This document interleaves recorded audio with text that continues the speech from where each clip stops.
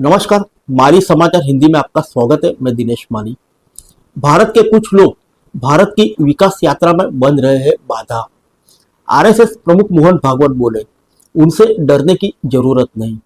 आइए जानते हैं विस्तार से।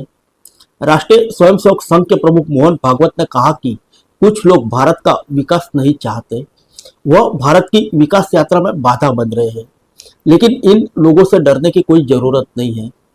लेखक डॉक्टर मिलिंद पराळकर द्वारा लिखित तंजावरचे मराठे नामक मराठी पुस्तक के विमोचन के अवसर पर मोहन भागवत ने कहा कि छत्रपति शिवाजी महाराज के समय में भी कुछ ऐसी ही स्थिति थी, लेकिन इसे धर्म और धार्मिकता की शक्ति का उपयोग करके निपटाया गया। भागवत ने कहा कि पुराने समय में भारत पर बाहरी आक्रमण बड़े पैमाने पर दिखाई देते हैं, इसलिए लोग सतर्क थे, लेकिन अब वे विभिन्न रूपों में प्रकट हो रहे हैं। उन्होंने कहा कि रामायण के एक राक्षस ताताका ने हमला किया तो बहुत अराजकता फैल गई और वह केवल राम और लक्ष्मण के एक तीर से मारे गए, मगर पुतना जो शिशु कृष्ण को मारने के लिए वेश बदलकर आई थी, स्तनपान करने वाली एक चाची बनकर, जैसे उसने शिशु कृष्ण को मारना चाहा तो कृष्ण ने उसको मार डाला। आरएसएस प्रमुख ने कहा कि आज भी स्थिति वैसी है।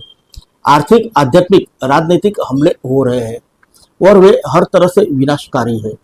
कुछ तत्व भारत के विकास की राह में बाधाएं पैदा कर रहे हैं और वैश्विक मंच पर भारत के उदय से भयभीत है, लेकिन वे सफल नहीं होंगे।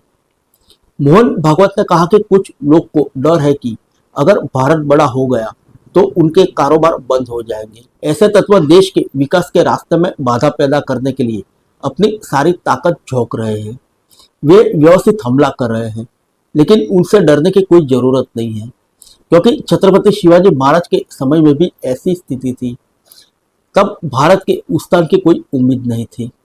भागवत ने कहा कि जीवन शक्ति भारत को परिभाषित करती है।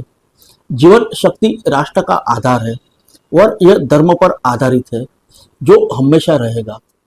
आरएसएस प्रमुख ने कहा कि सृष्टि की शुरुआत में धर्म था और अंत तक धर्म की आवश्यकता होगी। फिर मिलेंगे अगले बुलेटिन में अन्य किसी खबर के साथ। तब तक के लिए इजाजत दीजिए। नमस्कार।